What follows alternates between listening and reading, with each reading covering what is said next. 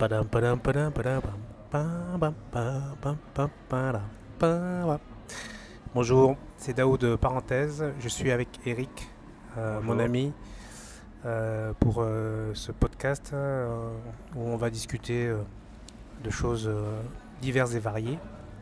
Et je voudrais rebondir sur une question que je t'ai posée tout à l'heure là sur la route, Eric, sur le fait de est-ce que parfois ou toujours ça vaut la peine d'avoir un avis tranché sur les choses. Euh, c'est une bonne question. Je pense que ça dépend de ce qu'on entend par avis tranché. Euh, Ensuite, moi, la réponse que je t'ai donnée, c'était que je pensais que pour créer donc, ce qu'on appelle des patterns, c'est-à-dire des schémas de comportement positifs, on va essayer d'en créer des positifs, je pense qu'avoir en tout cas des discours, se tenir ou tenir de temps en temps un discours tranché peut, peut aider à entrer dans l'action et à sortir de la théosophie Ouais. dans laquelle il ne faut pas sombrer, à sortir du purement verbal ou du purement hypothétique. L'exemple que j'avais pris, c'était donc encore une fois, je prends souvent cet exemple, l'exemple d'un combattant qui, en arrivant à une compétition, va se dire va tenir un discours aujourd'hui, personne va être capable de me battre, aujourd'hui personne va être capable de me faire telle chose, ou je vais être capable de faire ça à tout le monde et ça va passer quoi qu'il arrive. C'est une sorte c'est une forme de PNL, hein, c'est une forme de pensée positive qui rend plus facile la mise en place d'une action et la concentration. Ensuite, c'est large parce qu'il il faut aussi être capable à d'autres moments d'avoir justement une opinion, enfin en tout cas une opinion, un discours plus nuancé. Ça peut être dans la. Donc je pense que l'urgence parfois euh, fait qu'il est nécessaire d'avoir un discours tranché. Après, est-ce qu'un discours tranché est nécessairement le reflet d'un avis euh, tranché? C'est encore une autre question. Ah. Oui, parce que on voit bien que Est-ce qu'il est, en fait, je suis désolé, pour reprendre mon propos, je pense qu'un discours tranché ne doit pas, et même n'est pas nécessairement euh, n'est pas nécessairement euh, l'opposé d'une pensée nuancée. Voilà. ah, d'accord. Pourquoi je pose la question, c'est que on voit bien qu'en ce moment, euh, quand on regarde, quand on observe par les réseaux, par Internet, les avis Mhm. des uns et des autres, Mhm. les gens ils sont partagés effectivement entre l'envie d'avoir une position tranchée sur certaines choses, Ce comme qui est rassurant aussi, hein. oui, voilà, comme le terrorisme, comme la pédophilie, comme comme l'escroquerie, comme le vol, comme le meurtre, voilà. Et d'autre côté, on entend des sons de cloche qui demandent à nuancer au maximum les positions parce que ce n'est pas signe d'une société progressiste et qu'on coupe l'élan de ce qui a été fondamentalement mis en place depuis plus d'un siècle pour aller vers une société moderne, un peu plus évoluée. Et on sent qu'il y a de la résistance d'un côté et de l'autre. Et, euh, et on se pose des questions sur est-ce que le système de nuancer les choses est quelque chose qui a apporté quelque chose de viable dans nos sociétés sur la progression et l'évolution des choses, ou finalement se retrancher de manière assez logique sur des avis tranchés, quelles que soient les catégories sociales, est quelque chose qui est plus adapté au contexte de crise qu'on vit en ce moment, si tant est qu'on vit véritablement une crise. Je pense que c'est un problème, enfin ce que tu soulèves, c'est quelque chose de très riche. Euh, on a, je pense qu'il ne faut pas sombrer d'un côté dans l'absolutisme et dans l'autre dans le relativisme à tout prix. C'est-à-dire, on parle, faut pas, si on parle culturel, si on parle un niveau culturel, il ne faut pas tomber dans l'absolutisme culturel ni dans le relativisme culturel. D'accord. Il y a des choses qui sont non négociables, euh, qui, qu'un relativisme culturel trop important mettrait en danger, n'importe quoi, le droit des femmes, le droit la sexualité des petits-enfants, enfin la non-sexualisation des petits-enfants, des choses comme ça. Alors si je prends ça parce que c'est ces deux exemples dont tu parlais, la séparation de l'Église et de l'État, etc. Parce que tu parlais de la pédophilie et du terrorisme. De l'autre côté, il ne faut pas tomber dans un absolutisme qui va dire qu'en gros,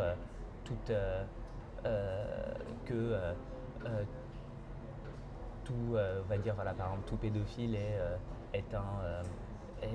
n'est rien d'autre qu'un démon, même si moi j'ai des opinions assez tranchées sur la question.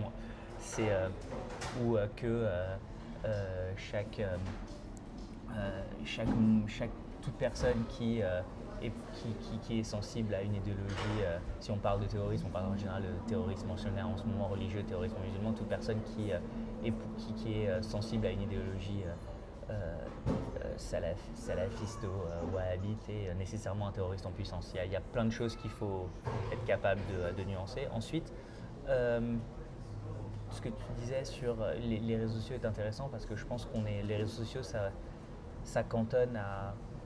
Donc Twitter cantonne à peu de caractères, Facebook quand même, c'est pas la meilleure plateforme sur laquelle s'exprimer et donner une opinion nuancée. On a cette impression qu'on est en sécurité derrière un écran, qu'on peut dire un peu ce qu'on veut. On connaît tous des gens qui disent des choses derrière leur écran qu'ils n'oseraient jamais dire en face de quelqu'un.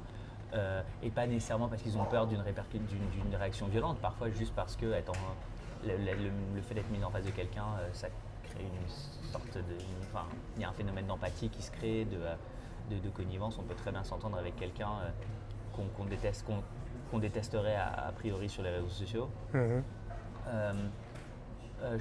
J'ai l'impression qu'aujourd'hui on a un phénomène qui est intéressant, c'est qu'on a une espèce de radicalisation des deux côtés du spectre, on va dire, des idées, tu vois, politiques.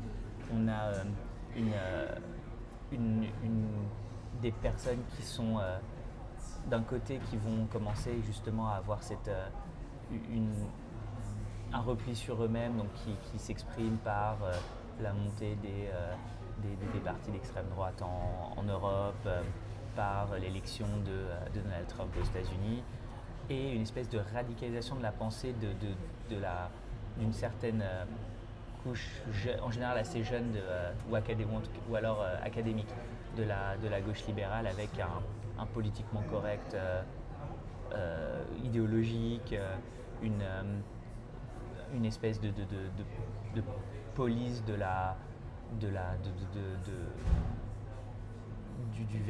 verbe qui arrive de plus en plus en France, si vous penchez-vous sur le problème aux États-Unis, vous verrez qu'il y a des énormes problèmes au Canada, aux États-Unis, sur les campus, dans des campus parfois très prestigieux, où il y a ce qu'ils appellent PC culture aux États-Unis, cette espèce de culture du politiquement correct qui étouffe le débat d'idées. Donc on a et je pense que encore une fois c'est un peu en ce moment le sac dans lequel on fourre tout pour parler du mal de notre époque, mais j'ai l'impression que la culture du réseau social n'y est pas étrangère. Le problème du réseau social, c'est que j'ai le sentiment que ce n'est qu'une partie de la population qui s'exprime. Donc ce n'est pas du tout représentatif de la totalité des gens, parce que tout le monde ne s'exprime pas forcément sur les réseaux sociaux. Une minorité vocale, tu veux dire? Oui, voilà. Et puis il y a aussi des gens qui ont peut-être du ressentiment, mais qui ne vont pas l'afficher sur le réseau social. Donc ça, c'est déjà un deuxième filtre. On se faisait la réflexion avec un ami. Il y a des gens qui vont taper sur YouTube Metallica, parce qu'ils veulent voir une vidéo de Metallica. Donc ça veut dire que quelque part, ils ont envie de voir Metallica. Et ces gens-là, ils vont mettre un pouce à l'envers et ils vont mettre un commentaire négatif. C'est quand même intéressant de voir qu'il y a des gens qui aiment un groupe de musique et qui vont aller chercher une vidéo pour finalement mettre un commentaire négatif. Il y a des personnes qui aimeraient, par exemple, Metallica, des gens qui vont aimer Metallica, qui vont aller écouter Metallica, mais qui vont quand même mettre un pouce négatif parce que... Parce qu'à ce moment-là, ça a déclenché des choses chez eux de très mauvais et qui ont envie d'exprimer ça. Donc tu parles pas de la personne qui est, entre guillemets, une sorte de troll qui va sur Metallica et qui va mettre un pouce négatif parce que son ex écoutait Metallica et que ça l'énerve. il y a des gens qui, il y a des gens qui vont mettre des pouces négatifs sur une vidéo d'un petit chat mignon qui se promène. Mhm. Quel est l'intérêt? Parce qu'ils n'aiment pas les chats, ouais. Parce qu'ils se sont fait Mais bouffer, ouais. comment ils sont arrivés à cette vidéo-là? Ça, c'est une bonne question. C'est vrai qu'il y a un vrai. C'est toujours amusant de lire les commentaires sous une vidéo YouTube, un peu déprimant parfois aussi. Et c'est vrai qu'il y a cette espèce d'idée, je pense que on peut derrière son écran se permettre un peu tout et n'importe quoi, sans se rendre compte que je ne suis pas sûr qu'on ait encore développé, on le fait petit à petit, l'espèce de filtre mental en tant qu'utilisateur internet qui nous permet de considérer qu'un commentaire sous une vidéo ou un commentaire sur un réseau social est quelque chose de complètement différent d'un commentaire dans la vraie vie. Donc on peut être blessé par un commentaire YouTube autant que par ou offensé autant que par un commentaire qui vous serait fait dans une situation de travail ou sociale classique. Et on n'a pas encore, il y a beaucoup de gens, je pense, qui ont encore du mal à filtrer ce genre, à mettre un mur et à considérer que le YouTube est ou je prends YouTube parce que c'est là où, mais qu'en gros l'internet est une sorte de forum d'agora complètement différent. Que l'internet n'obéit pas aux mêmes règles que le monde normal. Oui. Par exemple, je me rappelle que j'avais vu sur Instagram, donc il y avait une combattante très connue pour les personnes qui s'intéressent un peu aux arts martiaux, qui s'appelait Ronda Rousey, qui est donc une grande combattante de MMA, championne de judo, et elle a épousé un type, un combattant, je ne sais plus. Travis Brown. Donc il y avait la photo de leur mariage sur Instagram. Et Travis Brown, qui est un combattant qui combat quand même à l'Ultimate Fighting Championship, donc c'est pas n'importe qui. Il y avait écrit en dessous, ils ont eu des résultats un petit peu plus difficiles ces derniers temps. Et il y avait des types qui ont écrit en dessous « Both are losers ». Ouais. Alors qu'elle avait posté la photo de son mariage. Les deux sont des perdants. Et ce qui en plus d'être faux, est quelque chose d'extrêmement brutal. Et je me demandais qu'est-ce qui fait que quelqu'un se permet, sur la photo de mariage de quelqu'un d'autre, de mettre « vous êtes tous les deux des perdants ». D'où vient ce ressentiment? Oui, c'est incroyable. Ensuite, est-ce qu'il faut prendre ça comme il y a quelqu'un qui pense qu'on est des perdants, ou est-ce qu'il faut prendre ça comme il y a quelqu'un qui pense que sur Internet, il peut tout se permettre? Et est-ce qu'on ne peut pas un peu tout se permettre sur Internet? C'est une autre question. Et qui s'est permis de dire ça, mais est-ce qu'il faut le prendre comme quelqu'un me dit que je suis un perdant, ou comme quelqu'un a utilisé mon arène, l'arène qui sont les commentaires de sous ma photo, pour évacuer une certaine rage ou quelque chose qui était est-ce que je réveille en cette personne quelque chose? Mais c'est en tout cas certain. Alors je serais prêt à parier tout ce que je possède que ce type, s'il était en face de Travis Brown et d'Andra aussi, ce ne serait pas de permis de les traiter de perdants. Il ne l'aurait sans doute pas pensé, il aurait sans doute été très impressionné. Donc c'est une vraie question. Je pense qu'il faut réussir à mettre une distance entre l'Internet et entre le virtuel et le réel pour ce qui est des commentaires des personnes et des épanchements de joie, de haine, de plein de choses. Est-ce que le virtuel n'est pas le havre de paix des avis tranchés? C'est-à-dire que tous les avis tranchés qu'on met sous la lumière se développent et colorent de manière irréaliste l'état de notre monde et notre monde social, notre monde psychologique. Et qu'au contraire, tous ceux qui ne s'expriment pas dans le monde virtuel ont des avis nuancés et qui ne voient pas l'intérêt d'aller s'épancher sur l'Internet, qui lui donne un indicateur visible à ceux qui veulent bien profiler notre société actuelle. Tu vois, c'est-à-dire qu'on a une mauvaise pondération des choses, une mauvaise représentation des choses, c'est-à-dire qu'on va écouter celui qui s'exprime le plus, on va écouter celui qui s'exprime, on va dire, de manière la plus tranchée, mais on n'écoute pas la masse des gens qui ont des avis plus nuancés et qui prennent la vie de manière un peu plus stoïque et qui, forcément ne sont pas... J'ai pas vraiment cette approche, moi, alors je suis un peu moins optimiste que toi, j'ai pas vraiment cette approche il y a une minorité hyper mesurée et une majorité hyper mesurée, une minorité qui se permet de dire des choses ou qui a un avis hyper tranché sur Internet. Je pense que c'est moins clair que ça. Je pense qu'aujourd'hui, quand même, on arrive dans un moment où la majorité des gens s'expriment sur Internet d'une façon ou d'une autre. Ne serait-ce que par des posts Facebook, des choses, c'est pas nécessairement des flame wars dans des commentaires.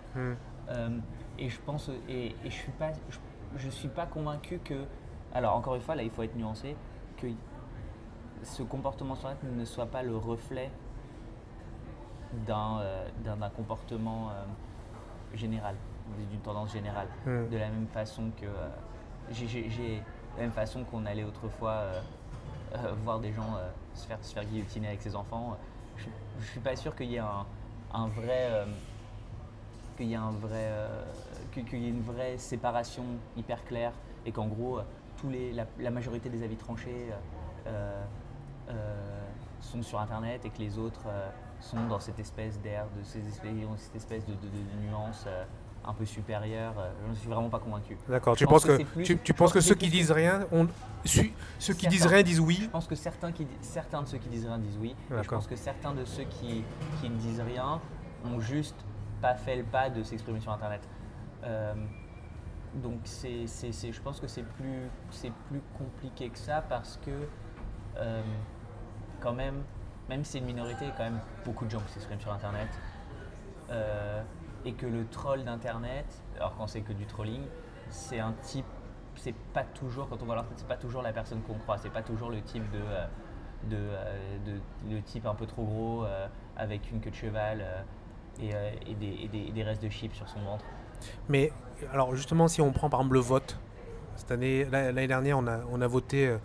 On a voté notre président. Il y a beaucoup de gens qui ont voté pour Mélenchon quand même, et il y a beaucoup de gens qui ont voté pour Marine Le Pen. Il y a beaucoup de gens qui n'ont pas voté. Ouais. Alors, ceux qui n'ont pas voté, est-ce qu'ils ont un avis tranché ou pas? Enfin, dans quelle position on peut... Alors même si c'est plus subtil que ça, mais... C'est compliqué parce que tu peux avoir beaucoup de gens qui disent qu'ils ne sont pas allés voter, mais qui diraient j'ai pas voté parce que tout est de la merde, j'ai pas voté parce que... Enfin, vous pouvez... C'est plus complexe. Je pense que c'est...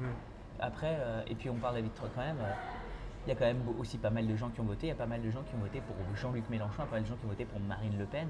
C'est quand même assez effrayant. Enfin, c'est des idéologies de la mort, quoi. Enfin, quand je vois des gens, et vous allez avoir des gens qui vont vous dire qui votent pas, qui vont vous dire que voter pour... parce que Marine Le Pen, bon, c'est à peu près... Si vous votez pas pour Marine Le Pen, si vous n'êtes pas allé voter pour Marine Le Pen, vous êtes sans doute... J'ai l'impression pas vraiment favorable à l'idée que Marine Le Pen soit présidente. Je connais des gens qui n'ont pas voté, qui pensent que voter pour Jean-Luc Mélenchon, c'est pas absolument catastrophique et dangereux. Alors s'il y a des auditeurs qui ont un avis tranché, qui sont sympathiques à Monsieur Mélenchon, je ne suis absolument pas d'accord avec vous et je pense que vous êtes des dangers publics, en tout cas pour ce qui est de vos opinions politiques. Donc voilà. Ça, c'est un avis tranché. C'est un avis tranché. Et voilà, c'est le genre d'avis tranché. Je pense que à partir du moment où on met extrême avant la latéralisation, gauche ou droite, on rentre dans un espace où l'avis tranché devient nécessaire.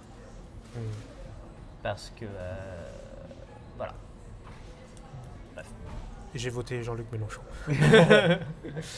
Je m'en vais. Donc oui, alors moi ce que je retiens de ce que tu viens de dire, c'est que c'est pas parce qu'on exprime un avis tranché qu'on n'est pas forcément quelqu'un de nuancé dans sa tête. Je suis désolé, il y a beaucoup de bruit parce qu'on est dans un Starbucks Coffee et on est juste à côté de la porte. Donc de temps en temps, s'il y a des bruits, ne vous en offusquez pas. On a un monsieur mal élevé qui a claqué la porte. Mais ouais. Voilà, donc c'est intéressant. Mais justement, je voudrais on va arrêter ce podcast-là sur cette petite conclusion. Et on a fait quand même 20 minutes, c'est pas mal. Et pour un sujet qui était assez intéressant. Donc merci Eric. Et puis on se retrouve pour le prochain podcast. On va aborder notre sujet. Allez, à bientôt. Ciao.